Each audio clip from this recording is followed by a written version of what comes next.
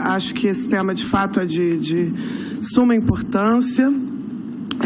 Eu tenho 20 minutos, vou tentar, primeiro, fazer um diagnóstico de qual é o quadro fiscal, qual é a situação fiscal hoje no Brasil, mostrar alguns dados que eu acho que se contrapõem ao diagnóstico do senso comum, de que a nossa crise fiscal é fruto de uma gastança descontrolada e daí um pouco a origem dessa regra que buscaria frear essa gastança. E também o diagnóstico um pouco da crise econômica brasileira, que seria fruto justamente dessa crise fiscal. Eu vou tentar mostrar aqui que é o contrário, né? Que a nossa crise fiscal é muito mais o sintoma da crise econômica brasileira do que a causa dessa crise. E, portanto, a PEC 241 não só não soluciona os problemas que temos, como também pode prejudicar muito uma retomada, a estabilidade também política, enfim, e aí eu vou tentar concluir nesse tom no final, tá? Primeiro, mostrar alguns dados sobre o quadro fiscal brasileiro. Então, o primeiro ponto que eu queria destacar é o seguinte: se você olha os 4 governos, mandatos, o segundo mandato do presidente Fernando Henrique Cardoso, os 2 mandatos do presidente Lula e o primeiro mandato da presidente Dilma, né? Se a gente separa o crescimento em termos reais, já descontado a inflação, dos vários tipos de despesa e da receita, né? A gente vê, por exemplo, que ao contrário do que se costuma propagar, as despesas ou os benefícios sociais, que incluem aí desde a Previdência a seguro-desemprego, aos diversos benefícios, de fato cresceram em termos reais nos últimos anos acima do PIB. Então, isso é uma das coisas. Agora, eles não cresceram mais do que no primeiro mandato da presidente Dilma do que nos 3 mandatos anteriores que a antecederam. Então, não está aí a diferença desse período entre 2011 e 2014 e o que acontecia antes, enquanto a dívida ainda caía, enquanto a dívida não só caía, como o próprio pagamento de juros caía, etc. Também não está no gasto com o pessoal, ou seja, no funcionalismo público, ou num descontrole do gasto com o funcionalismo público, a fonte dos nossos problemas fiscais. Se você olhar ali na segunda parte do quadro, né, entre 2011 e 2014, ao longo do primeiro mandato da presidente Dilma, as despesas com o pessoal cresceram apenas 0,2%, ficaram praticamente congeladas, ao contrário dos governos que antecederam, onde esses gastos cresceram 4%, 1,3%, 4,4% no segundo mandato do presidente Fernando Henrique Cardoso. Então, aonde está, né? Aonde está a maior diferença? Se não é no gasto com o pessoal, então essa ideia de um inchaço da máquina pública que teria de uma hora para outra provocado essa crise, se não é nos benefícios sociais. Por outro lado, se você vai olhar o investimento público, né? Você vê que, na verdade, o investimento até teve uma contração nesse período em termos reais, no primeiro mandato da presidente Dilma, e depende dos dados, da forma como discrimina-se, mas ao contrário do segundo governo Lula, onde você teve um crescimento de 21,4% com o PAC, etc., dos investimentos públicos, esses investimentos ficaram basicamente congelados em termos reais desde o primeiro mandato da presidente Dilma, e a gente sabe que em 2015 esses investimentos caíram mais de 30%, né? Ou seja, a diferença ali, aí se você olha para o total de despesas, que é o que estaria sujeito a essa regra da PEC, né? O total de despesas cresceu também menos 4,2% em termos reais, menos no primeiro mandato da Dilma do que nos outros governos que a antecederam, e praticamente igual ao que cresceram as despesas no segundo mandato do presidente Fernando Henrique. Então, onde está a nossa crise? Qual é a nossa crise fiscal? Ela não é uma crise de crescimento maior das despesas. Ela é uma crise de crescimento menor das receitas. certo? Porque se a gente olha a primeira linha ali dos dados que eu apresento, a gente vê que a receita total, por outro lado, ela crescia 6,5% no segundo, ela cresceu 6,5% no segundo mandato do Fernando Henrique, inclusive com aumento da carga tributária, que não ocorre nos 3 mandatos que sucedem.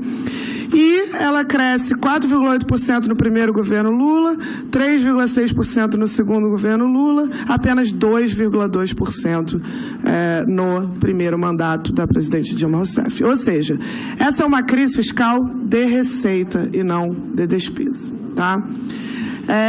Temos o quadro fiscal atual, ou seja, 2015 e 2016, esses dados, na verdade, foram produzidos pelo Rodrigo Araíri e o Sérgio Gobetti, lá do IPEA, que estão, inclusive, utilizando os dados do Banco Central, recém-divulgados, que têm pedaladas, despedaladas, etc.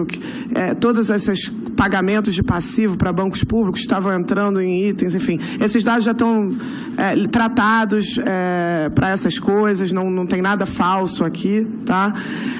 Ou seja, a gente está falando de despesas efetivas, a gente não está falando nem de gasto para pagamento de banco público, nem o contrário.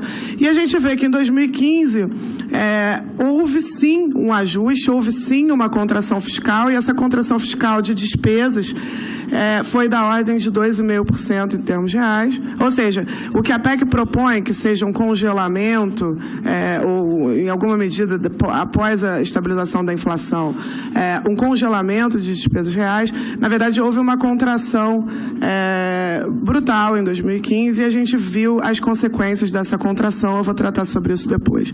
A receita, por sua vez, cai mais, e isso faz com que o nosso déficit não de forma alguma diminua, né?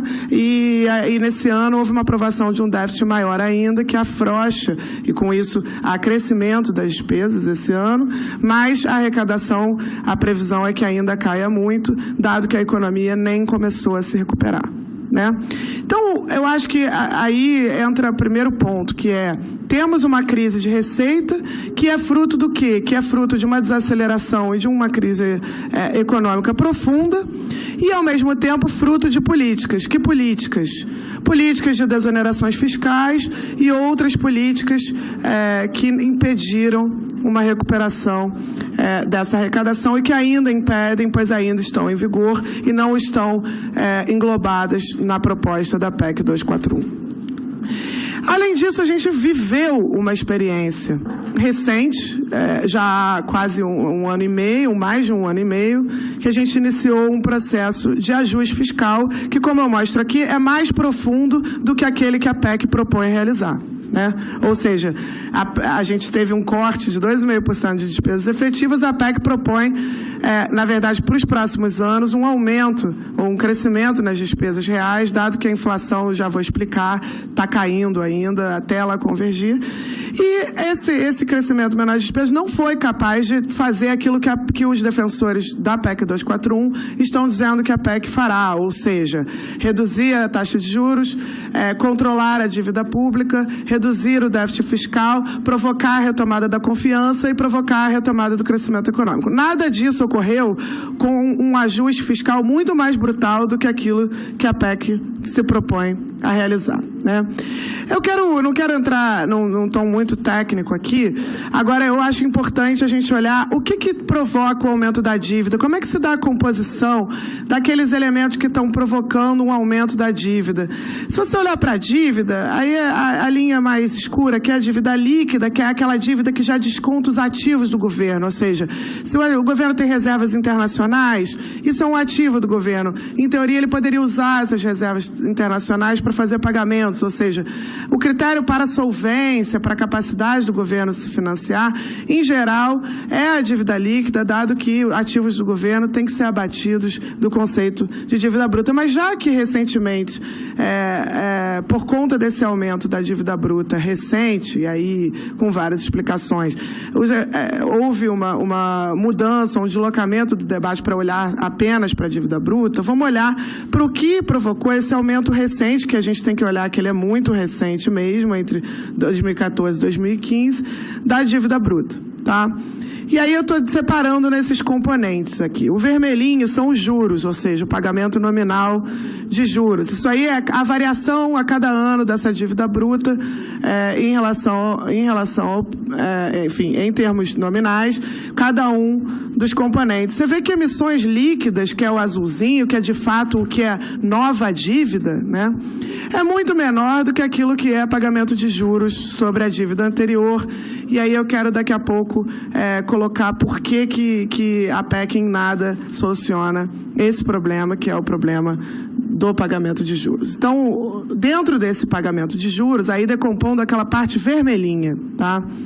Eu acho que tem uma coisa que pouca gente fala, que é o seguinte: o Brasil, ele é uma jabuticaba, ou ele tem uma jabuticaba, que é o seguinte: a gente tem um Banco Central, a gente tem dentro os títulos da dívida pública, títulos que são indexados à própria taxa Selic, ou seja, aquela taxa que o Banco Central determina, ela é utilizada como indexador para boa parte da dívida pública brasileira, o que significa que o Banco Central, ao elevar os juros, imediatamente provoca um efeito já direto, né, sem contar o efeito via outros mercados, mas um efeito direto de encarecer o pagamento de juros sobre boa parte da dívida. E aí essa parte, essa laranjinha mais escura aqui, que é a Selic, é basicamente 30%, ou acho que algo como 30% ainda, dos pagamentos de juros vêm desses títulos. Ou seja, toda vez que o Banco Central decide não reduzir a taxa de juros, apesar da inflação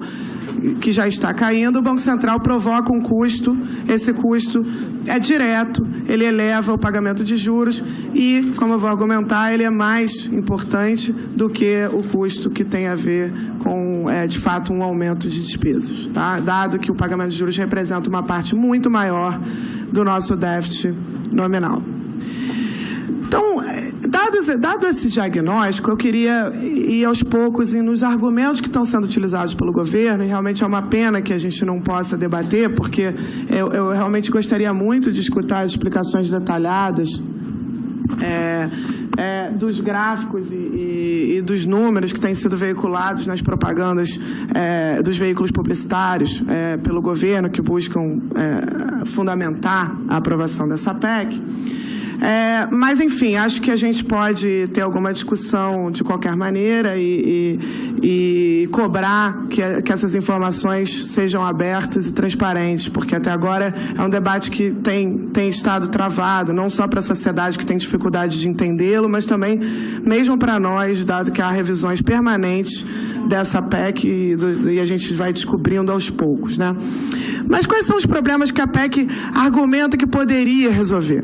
E aí eu vou um a um, porque eu acho que nenhum deles será resolvido com a medida. Depois eu vou passar para o outro slide, que é quais são os riscos e prejuízos à sociedade que a PEC pode causar. Então, primeiro, a PEC estabiliza a dívida pública, ela reduz déficits e estabiliza a dívida pública. E aí eu acho que ficou claro no diagnóstico que eu acabei de apresentar que há inúmeros fatores por trás desse aumento recente da dívida pública que a PEC e o governo não controlam, né? Que fatores o governo não controla? O governo não controla o PIB, apesar de poder afetá-lo, se tivesse interessado em afetá-lo. O governo não controla a arrecadação de impostos, então essa é uma parte que justamente está na origem da nossa crise fiscal, repito, e que o governo não controla diretamente, ou pelo menos não consegue controlar, e tampouco se propõe a controlar com essa PEC. O governo não controla, ou pelo menos o Ministério da Fazenda e do Planejamento não controlam o pagamento de juros. Há sim um efeito da própria política monetária e do Banco Central sobre esse pagamento de juros, como eu mostrei, mas aí a PEC de nada depende, ou não deveria ao menos depender da PEC, uma redução da taxa básica de juros num contexto de convergência da inflação para a meta que o próprio Banco Central aponta em suas atas, né? Então, dessa maneira, a PEC em nada garante uma estabilização da dívida pública. Vou além. A PEC, no curto prazo, é frouxa, ou seja, do ponto de vista do corte de despesas, não há nada nessa PEC que faça com que o ajuste seja maior do que aquele realizado em 2015 e 2016. Não que eu defenda esse ajuste, tá? Que eu acho que foi muito prejudicial para a recuperação da economia brasileira. Mas o fato é, os próprios economistas que defendem a PEC apontam que, como a regra é o total de despesas de cada poder fica fixo por 20 anos, certo? Mas fixo em que sentido? Na verdade, você reajusta a cada ano o valor nominal das despesas, ou faz crescer as despesas exatamente no patamar que cresceu a inflação, ou que foi a inflação do ano anterior. Estamos, nos próximos anos, num período em que a inflação está caindo ao longo do tempo. Tende a cair mais, até que convirja para a meta. Isso significa que, nos próximos anos, a PEC, na realidade, autoriza um crescimento real dos gastos, ao contrário do que ocorreu em 2015. De modo que ela, em nada, tem a ver com o ajuste fiscal de curto prazo. O ajuste fiscal de curto prazo urgente, que parecia ser a principal demanda de determinados analistas, que hoje defendem a PEC desde o ano passado, saiu de pauta e agora a proposta é outra, não é de ajuste fiscal de curto prazo, certo? A proposta é, ao contrário, de uma rigidez muito grande e uma redução muito forte do tamanho do Estado no longo prazo, que tampouco garante estabilização da dívida, porque nada diz sobre arrecadação, nada diz sobre juros, né? Então, nada diz sobre crescimento, certo? Então, ela não estabiliza a dívida, ela não é ajuste fiscal no curto prazo e no longo prazo, eu vou falar mais daqui a pouco, ela tem efeitos de realmente desmonte do infante estado de bem-estar social brasileiro. A PEC é necessária para controlar a inflação, ela controla a inflação. Isso é um outro argumento que a gente tem visto no debate, né? A inflação do ano passado, de 2015, mais de 40%, segundo a própria ata do Banco Central, foi gerada por um reajuste de preços administrados. O que são os preços administrados? São combustíveis, energia elétrica, todos aqueles preços que foram represados durante algum tempo, que foram ajustados de uma vez, que, aliás, é uma decisão que, de fato, prejudicou muito a recuperação da economia no ano passado, né? A Argentina está vivendo um processo parecido. A gente fez um reajuste de uma vez só de todos esses preços, gerou uma inflação no meio de uma recessão, certo? Mais de 40% da inflação do ano passado, segundo a ata do Banco Central, é fruto desse reajuste. Ou seja, nada tem a ver com dívida pública, com déficit fiscal.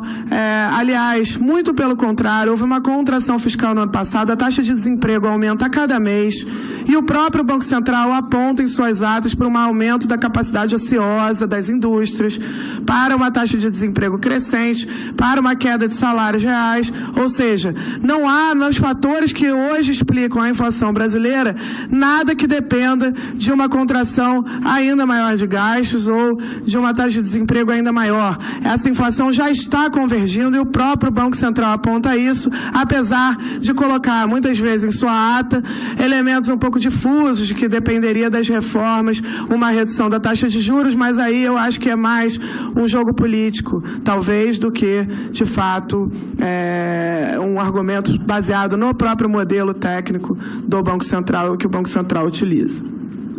Ou seja, não controla a inflação, não é necessário uma medida como essa para controlar a inflação, até porque essa medida não é de ajuste fiscal de curto prazo.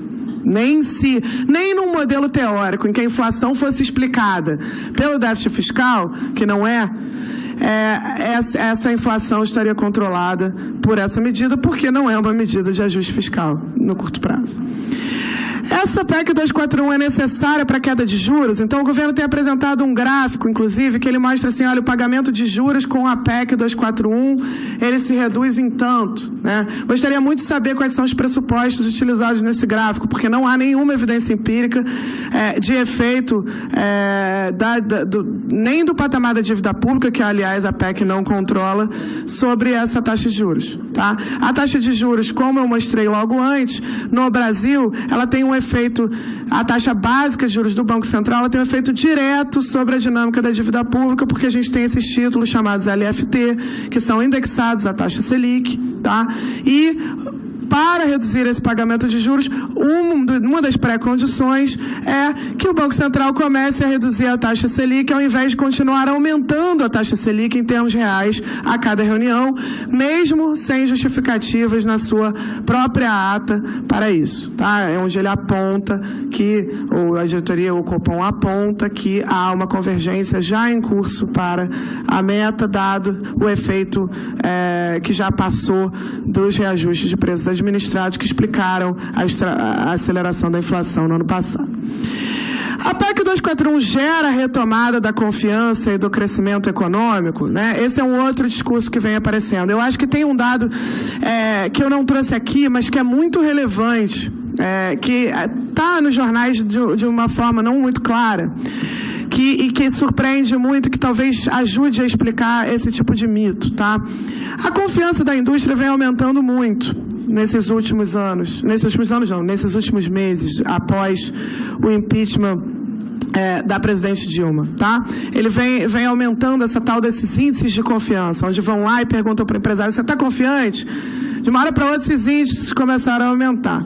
O último dado de produção industrial, por sua vez, mostra uma queda da própria produção em 21 setores, né, da indústria, uma queda que só é comparável a agosto, que só foi maior da produção industrial em agosto de 2012, tá? Então, a gente teve a pior queda de produção industrial, enquanto a confiança da indústria aumentava nesses indicadores. Há um completo descolamento entre o que se chama de confiança e o que de fato está acontecendo na economia real, o que eu acho que mostra um pouco o mito que se quer propagar de que, de uma hora para outra, o que o Paul Krugman lá nos Estados Unidos chama de essa fada da confiança, que fica olhando e fala: aprovou a PEC 241, está se comportando direitinho, né? Vou começar a investir. Você olha para a realidade da indústria, não há nada que indique isso. Acho que teve uma comissão aqui anterior em que veio o Felipe Rezende mostrar os dados de endividamento das empresas, né? As empresas estão muito endividadas no Brasil, não conseguem realizar seus compromissos financeiros, a rentabilidade está caindo, né? Há uma enorme dificuldade até para pagamento de dívida em dólar, porque houve uma desvalorização do dólar no ano passado, que ainda prejudica.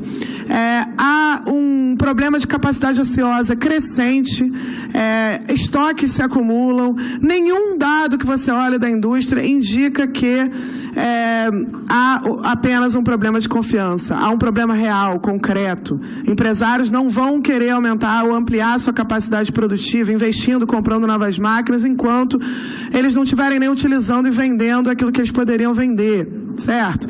Então, essa mágica não aconteceu no ano passado, com uma contração de despesas efetivas da ordem de 2,5%. Por que ela aconteceria apenas com um indicativo de um ajuste fiscal que só seria implementado de fato em 2019, quando a PEC passasse a ser contracionista, coisa que não será, como eu já expliquei, nos próximos anos. Assim, não há modelo teórico, não há arcabouço teórico, nem nos modelos macroeconômicos mais convencionais, nem nos menos convencionais. Não há nada que justifique essa perspectiva tão favorável, que, infelizmente, está completamente fora do mapa no momento, enquanto não forem resolvidos problemas de crescimento, ou se houver uma agenda de crescimento. Força uma gestão mais eficiente. Então, tem muita gente utilizando o argumento que é o seguinte: não, olha, você bota o teto nos gastos, isso vai fazer com que a disputa fique mais acirrada entre cada item do orçamento e, por isso vai forçar o governo a fazer uma gestão eficiente. Eu acho que não há evidência, inclusive, eu acho que a gente também pode olhar para o ano passado. Esses conflitos estavam muito acirrados, houve um corte de despesas reais. A gente teve ajustes fiscais, experiências de ajustes fiscais muito mais brutais do que o que a PEC propõe em vários momentos no passado, inclusive em 2011, aliás, quando houve, pouca gente fala, né, um ajuste fiscal que aumentou o superávit primário em 1% do PIB. E nenhum desses momentos foi o que deu esse pulo ou provocou esse salto na eficiência do governo. Isso não quer dizer que a eficiência do governo não tenha aumentado em diversos momentos. Eu acho que isso tem que ser uma política que tem que ser implementada todo o tempo e cobrada todo o tempo pelos mecanismos de controle e de fiscalização. Isso não, você não pode resolver que, então, o governo não tenha capacidade de implementar isso, que as pessoas não estão interessadas em implementar isso, e com isso colocar uma camisa de força esperando que isso aconteça, porque não acontecerá. Eu vou entrar nesse detalhe daqui a pouco, mas nada garante com essa PEC, nada nessa PEC garante que o caminho será pela eficiência. Tá? Muito pelo contrário, as pressões são em outra direção, né? Por fim, a experiência positiva em outros países, eu vi também numa apresentação do governo, alguns mostrando assim, olha, tem gente que tem regras de gasto, tinha lá alguns países. Você olha para um artigo que saiu em 2015, de economistas da FMI, um working paper da FMI, sobre regras de gasto, né? E você chega à seguinte conclusão, né? Tem 23 países que ainda têm regra de gasto, antes eram 31, já eliminaram, vários já eliminaram, tá?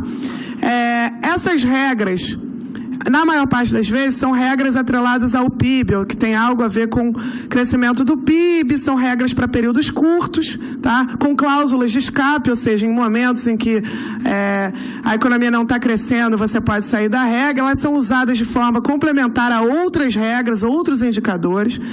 Em nenhum desses países a regra é para um crescimento dos gastos que seria zero no momento que a inflação se estabilizar, ou seja, crescimento real de zero.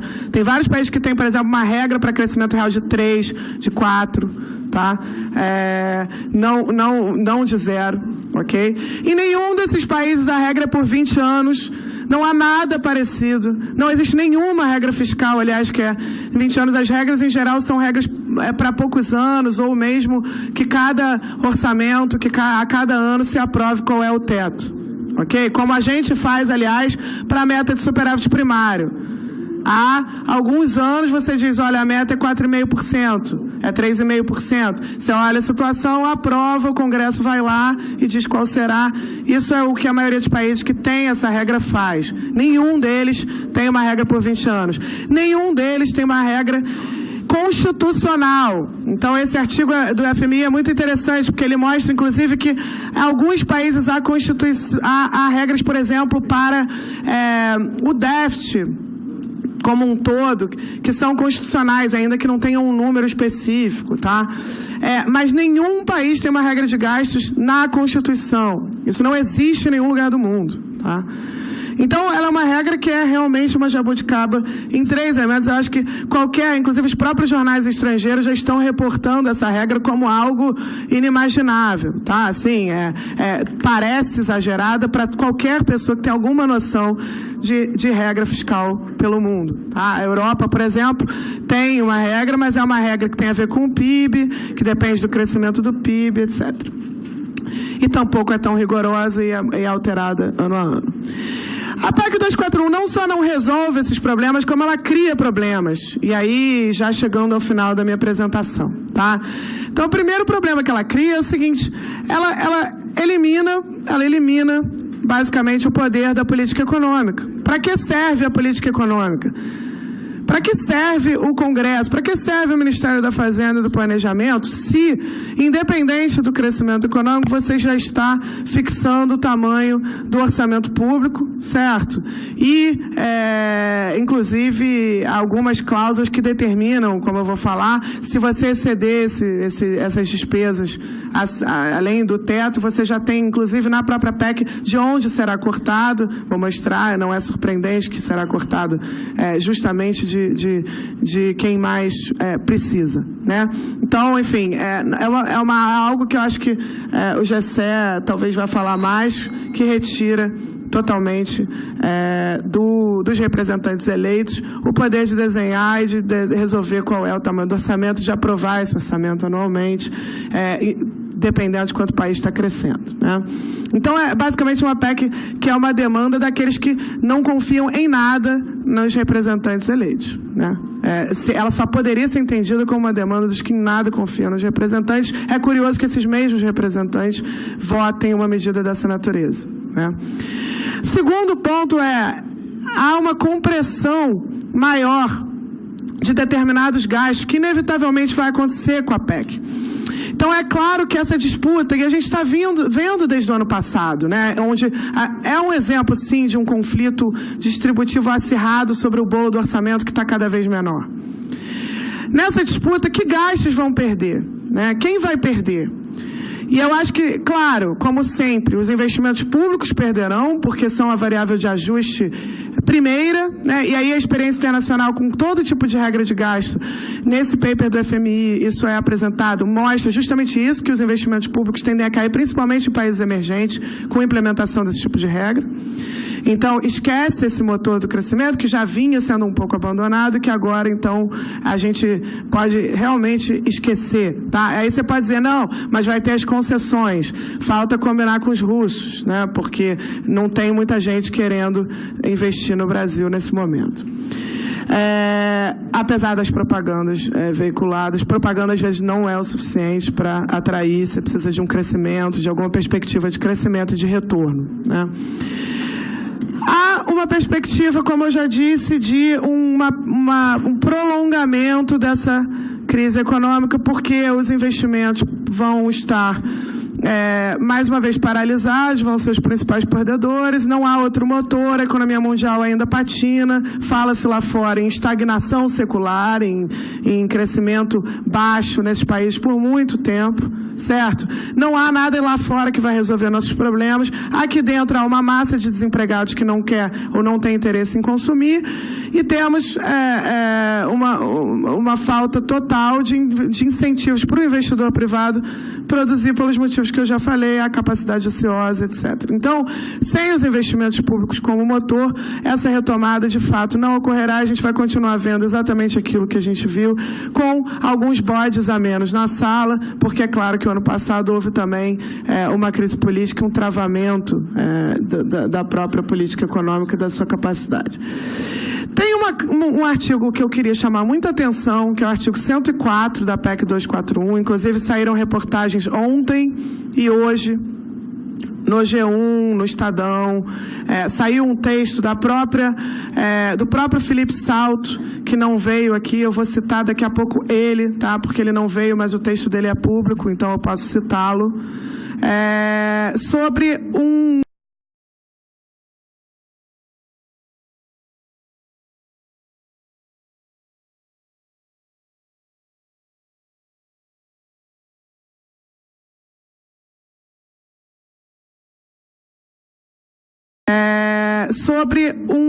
uma revisão, uma das revisões que foram implementadas na PEC 241, que é o artigo 104, alguns dos incisos, que tem a ver com as sanções em caso de não cumprimento. Se você não cumprir, se você exceder o teto, o que acontece? Tem sanções automáticas. Entre essas sanções, tem uma que diz assim, o governo não pode tomar, basicamente, o governo não pode tomar nenhuma medida que eleve despesas obrigatórias, caso seja excedido esse teto. E que despesas obrigatórias? Que medidas elevam as despesas obrigatórias em termos reais? Bom, as despesas obrigatórias são indexadas ao salário mínimo, muitas delas. Previdência, mas também outras despesas são indexadas ao salário mínimo. Ou seja, essa cláusula atropela a lei de reajuste do salário mínimo em caso de não cumprimento. Ou seja, imagina um exemplo seguinte, o judiciário, os magistrados conseguem seu reajuste. Isso eleva o total de despesas, certo? Faz com que as despesas excedam o teto. O que acontece? Entra a cláusula, impede-se aumento real do salário mínimo. Esse tipo de dispositivo é quase que a prova cabal de que o processo de que essa medida é uma medida que busca de todas as maneiras enfim, reverter um processo redistributivo que já não era muito ambicioso, mas que ocorreu nos últimos anos, ou pelo menos em meados dos anos 2000. Né? Então, o salário mínimo vira variável de ajuste nessa história. Né? Em última instância, se as despesas crescem mais, o salário mínimo vira uma variável de ajuste, ninguém está colocando isso. Tá? Perpetua conflitos. Então, você imagina o seguinte, a economia volta a crescer por algum milagre, fica tudo bem, acontece aquilo que o governo está prevendo, ou seja, volta esse crescimento, apesar de eu não enxergá-lo, torço por ele, né? Daqui a 5 anos estamos crescendo a 3%, a arrecadação está bem, volta a subir, mas a gente vai continuar tendo na sociedade exatamente esse mesmo conflito distributivo que a gente vem assistindo desde o ano passado, em que não são os mais vulneráveis que ganham. Não é o investimento público que ganha, né? A gente vai continuar acirrando esses conflitos de forma desnecessária, porque esses benefícios poderiam levar a ganhos para o conjunto da população e a regra simplesmente impede isso, apesar de deixarem livres o pagamento de juros, porque o teto não se aplica a pagamento de juros, né? Então, para pagamento de juros não há nenhum problema, mas para as pessoas vai haver muitos, né? Estimula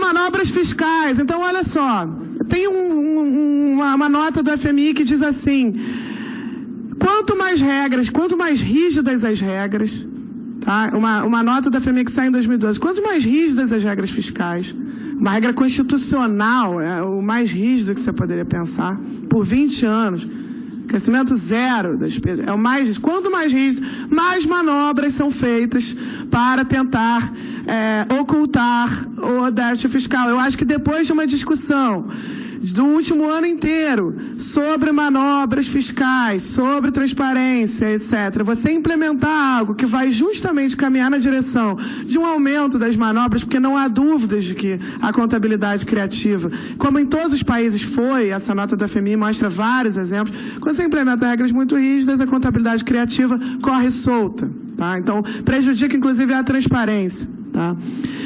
E, por fim, o desmonte do Estado de bem-estar social brasileiro, sem uma discussão com a sociedade, pode levar a um caos ou a instabilidade política ainda maior do que aquela que a gente está vivendo, certo? Como é que você implementa uma coisa que é por 20 anos, né, que provocará, inevitavelmente, uma compressão de gastos em várias áreas, como saúde, como educação, e aí, per capita, né? O governo apresenta gastos com educação em proporção do PIB para dizer que não, o Brasil está bem.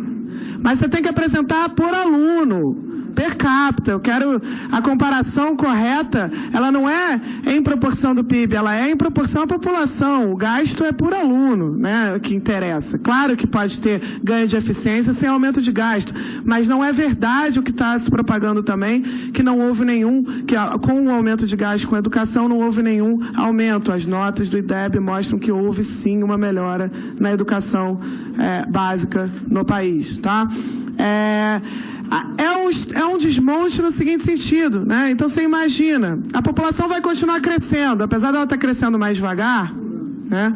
Ela vai continuar crescendo ao longo dos próximos 20 anos, porque ao mesmo tempo que você tem uma queda na natalidade, você tem um aumento da expectativa de vida.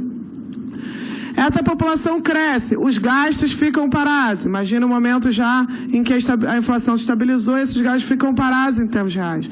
Ou seja, o gasto per capita com educação no Brasil vai cair ao longo do tempo.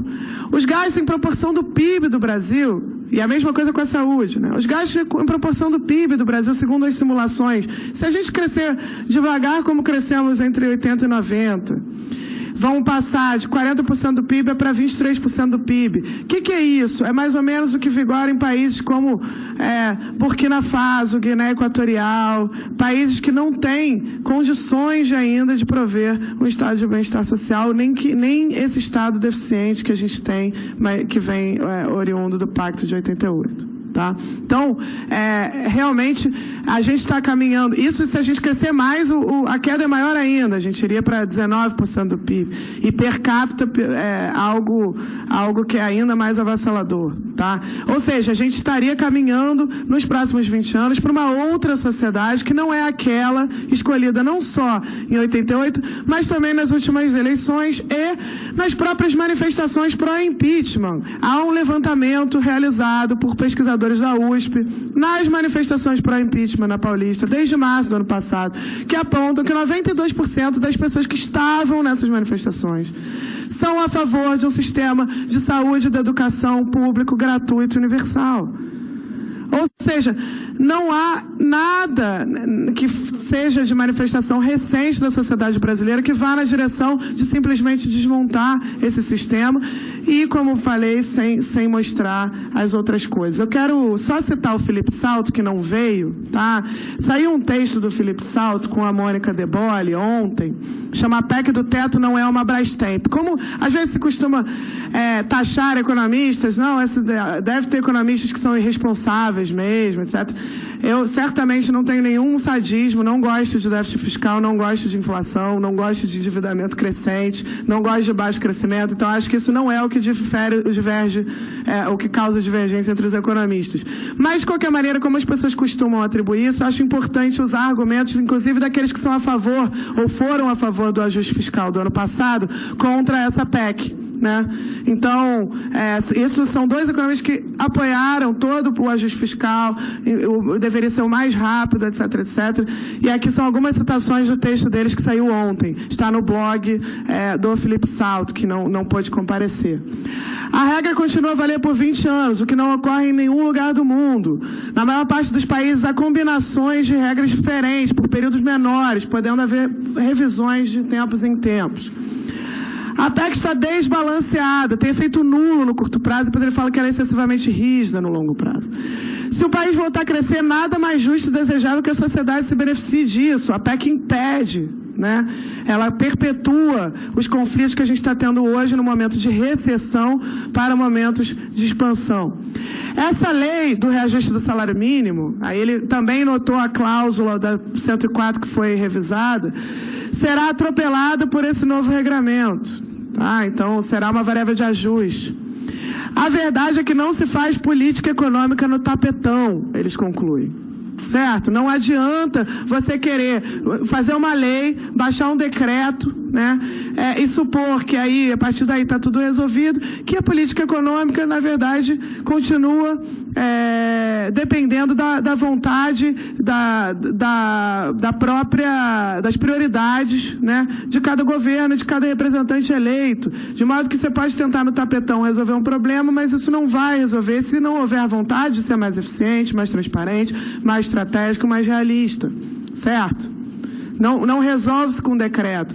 A lei de responsabilidade fiscal, por exemplo, para estados e municípios, que tem muitas vantagens, ela mesmo mostra que tem alguns itens lá, como, por exemplo, não pode crescer despesa com o pessoal a partir de até uma certa proporção da receita corrente líquida dos estados e municípios. Estados e municípios não conhecem sua receita corrente líquida. Toda hora tem um problema que essa regra não é respeitada. Tá? Então, enfim, não se faz política econômica no tapetão. Não adianta você baixar na Constituição uma coisa e supor que isso vai resolver algum problema. Tá? Olha, eu preciso encerrar porque eu acho que eu já passei do tempo, mas eu queria dizer que há alternativas para resolver essa crise fiscal. Não é por falta de alternativas. Então, há diversas. Então, tem um documento que está em circulação que foi lançado ontem na Câmara, que acho que tem gente que tem por aí, que chama Austeridade e Retrocesso, onde há uma proposta, Finanças Públicas e Política Fiscal no Brasil, onde há uma proposta de reforma tributária que não só eleva impostos, tá? Que reduz alguns impostos e eleva outros, tá? Que é progressiva e que resolveria o problema de curto prazo, coisa que a PEC não resolve. Tá? Há também nesse documento um diagnóstico mais detalhado do quadro fiscal atual, dessa redução do crescimento das receitas como fonte da crise.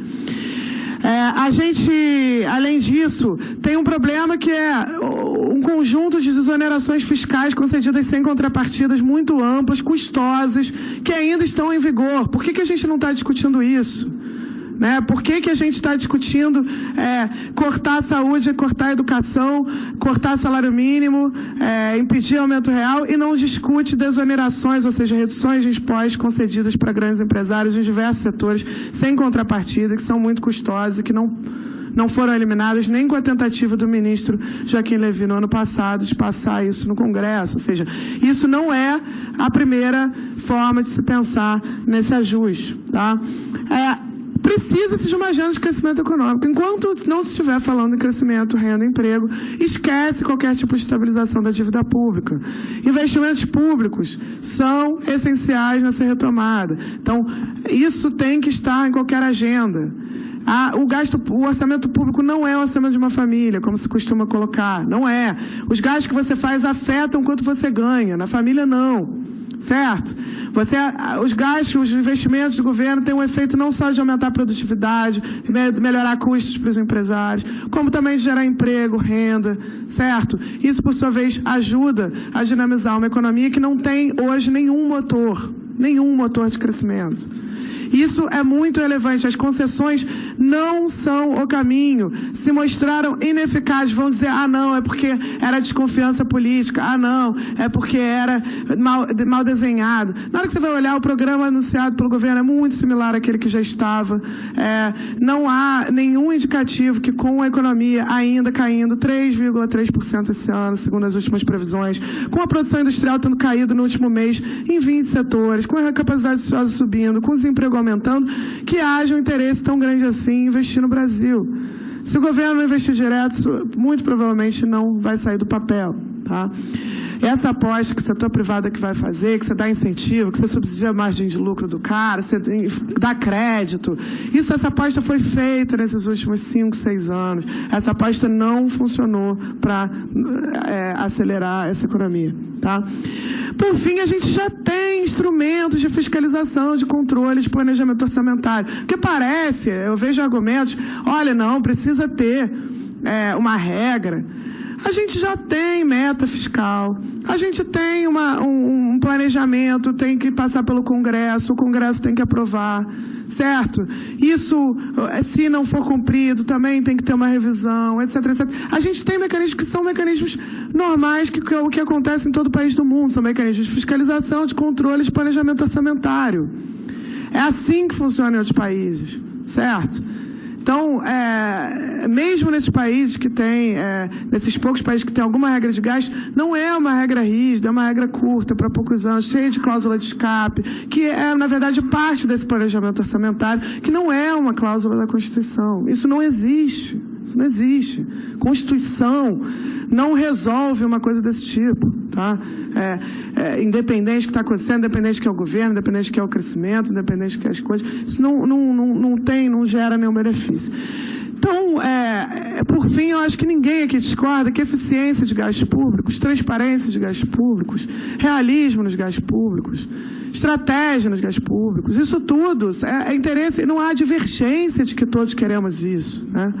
A questão é, essa PEC faz isso ou essa PEC, ela simplesmente vai fazer com que você coloque uma camisa de força em que aqueles que têm mais condições, são mais organizados, têm poder econômico, político mais forte, consigam ficar com a maior parte e os demais sejam a tal da variável de ajuste. Então é isso. Obrigado, gente.